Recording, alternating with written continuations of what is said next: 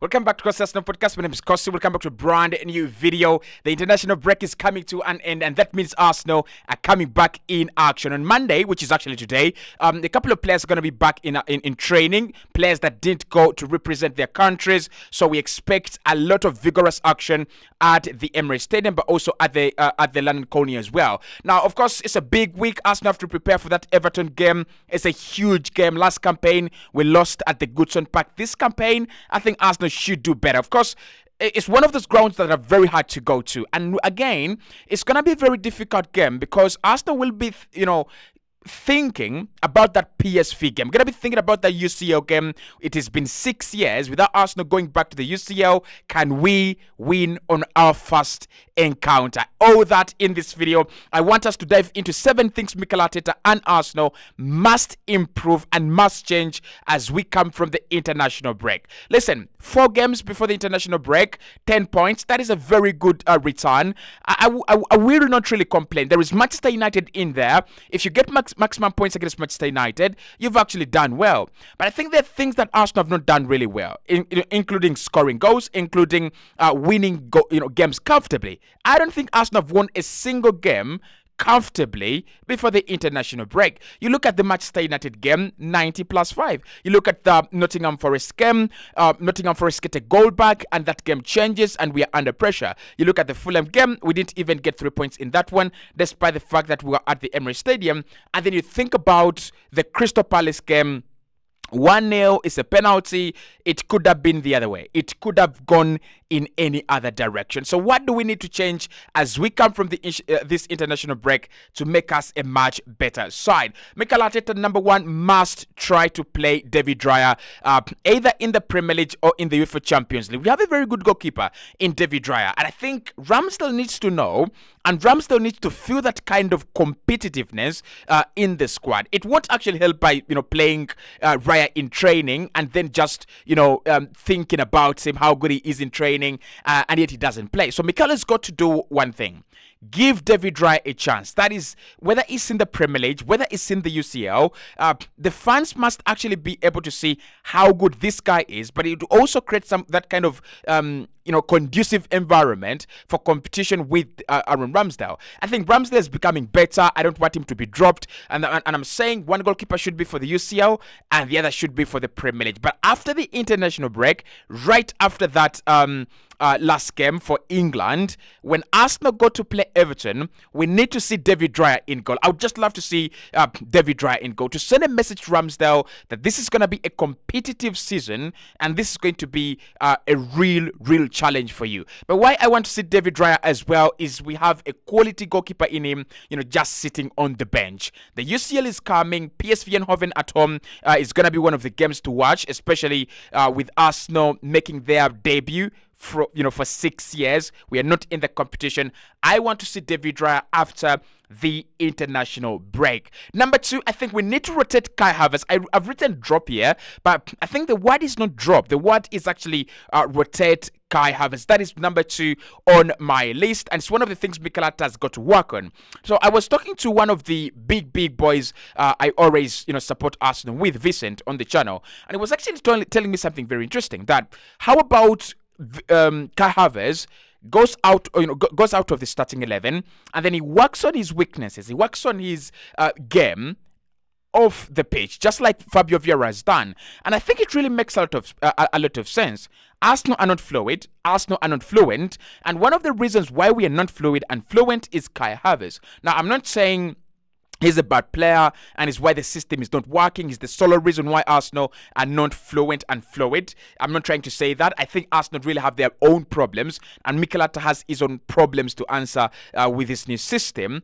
But I think trying to rotate him will actually help Arsenal find better options and find other options. So last campaign, what you saw was Mikel Arteta, acknowledging that Fabio Vieira was not yet there. Fabio Vieira was not the player to give you that kind of, option. So what he did, he made Leandro Trossard right after January a very key player, and Trossard really did very well for us as well. But then players like Reece Nelson also created a huge difference for us last campaign, courtesy of Mikel Arteta acknowledging that Fabio Vieira was not ready yet. So Fabio Vieira is ready now, and I think Kai Havertz needs to be rotated, right? In that position, you have Emil Smith-Rowe, who I actually don't talk about in this video, but there is Emil Smith-Rowe, there is Leandro Trossard, there is Fabio Vieira, there is Dries Nelson. There's so many players that you can play in that left eight. Probably not Dries Nelson, really. But what I'm trying to say here is that Mikel has got to go.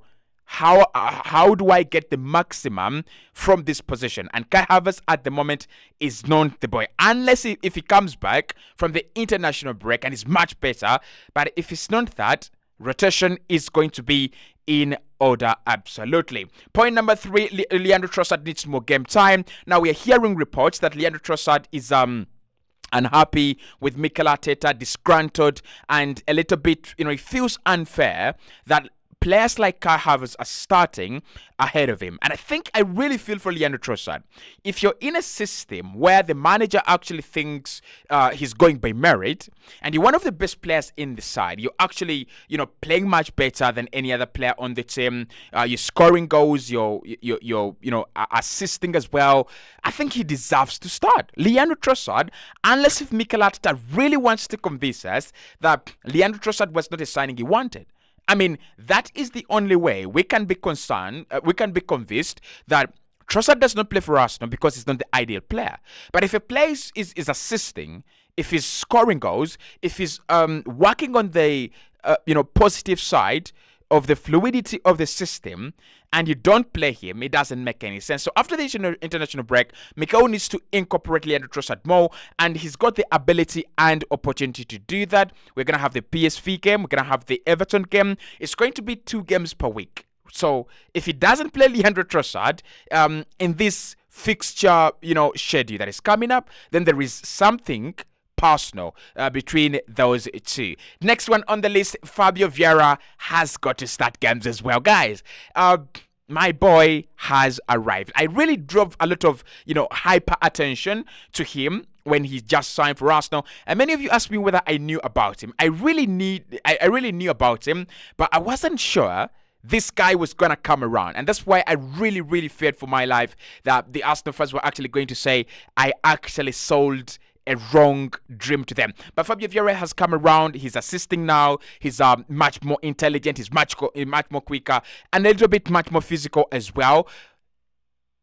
For you to reward players like Fabio Vieira, and Mikel needs to know this, the only way you can reward such players is by giving them enough game time. So it's the same thing with Leandro Trossard. I think with Trossard, he's a little bit unlucky that after doing very well in preseason, he's suddenly been dropped by the manager. Like, it doesn't make a lot of sense. But for Fabio Vieira, he's come on into games and he's actually done very well. The Fulham game, that performance, I don't think Arsenal over the years have had a player you can trust from the bench to come and change the game. I think he reminded me of Rosicky. He reminded me of that little Czech maestro. He could come off games, come off the bench and change a game. He had that ability. I think Fabio Vieira is that.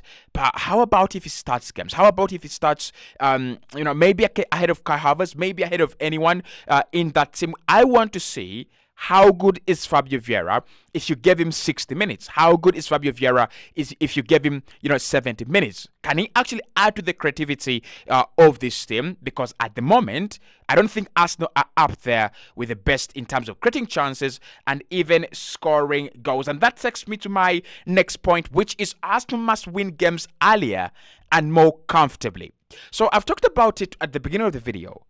Arsenal have not won a game comfortably in the Premier League this campaign. So to put that into perspective, Arsenal have played 4, won 3 and drawn 1, but Arsenal have not had any win that has been as comfortable as you would love it to be. We've beaten Manchester United, but the second goal, which actually makes it 2-1, came in the 95th minute in stoppage time. That is not comfortable. You look at Fulham, 2-2. Crystal Palace 1-0, and Crystal Palace wanted a point in that game. We just managed to, run away with it. Nottingham Forest, they should have had a point in that game. Yes, we played much better and we're controlling possession and we are, governing some other parts of the game. But scoring goals and winning games early and, making it comfortable, winning comfortably is not on our side. So there are two things I'm going to say here with Arsenal and Mikel Arteta. The system that we played against Man United is the system we have to play every single time this campaign. I don't see any reason why Arsenal play any other system that actually doesn't suit us. I think that system really works very well. Zinchenko fitting into the midfield, Declan Rice being that single pivot, and just putting pressure onto the opponent, locking them into their own half, and doing the good stuff. So for me, when we come back from the international break, we are starting with Everton and PSV. Those are two very good games. PSV comes at the Emirates Stadium, and then we go to the Goodson Park. Those are two good games that you can win by 40 minutes. We could be 2-0 up, and by 60 minutes, we could be 3-0 up, and then we start game management. I think Mikel Arteta needs to understand that you cannot be winning games like that. You cannot keep on, throwing into that extra beat in the last 10 minutes, in the last 5 minutes. At times, it's not going to pay off, just like the Fulham game.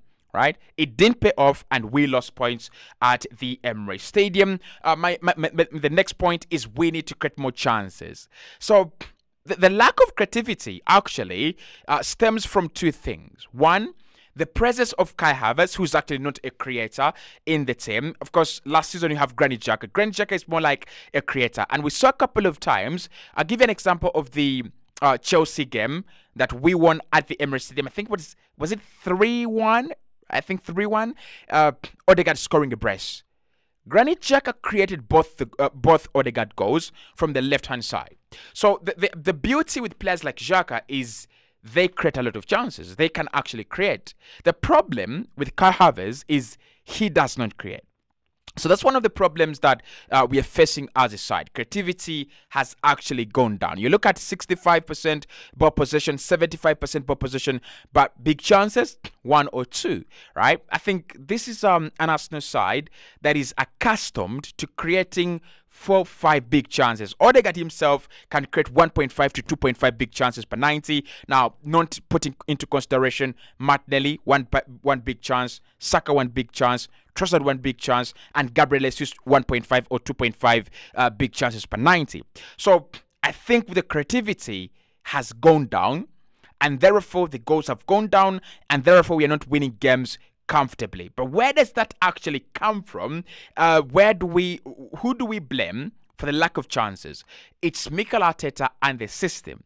When you play Thomas Partey at right back, and you play Tomiyasu at left back, and then you play Declan Rice, I don't think you're actually setting up the team to create a lot of chances. I think Mikel is trying to set up this team in a way that they can create few chances, take those chances, and not concede. Now, it's a very, very similar character, in what we've seen from Pep Guardiola's playbook this season. He actually, Pep prefers less goals conceded and more scored. Is he trying to go for the unbeaten run?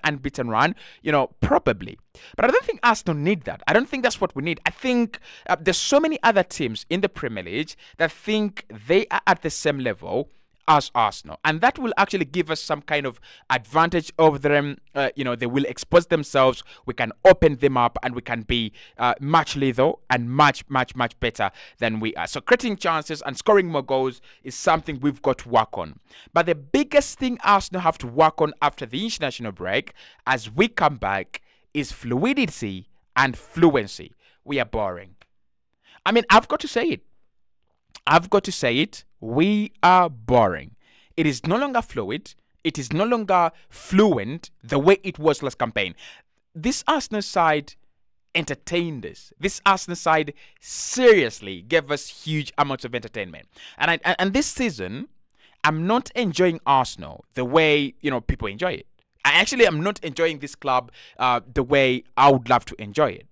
But it comes from the fact that we are playing more of a conservative system, and we're playing more of a safe system, actually. I think that's the same thing.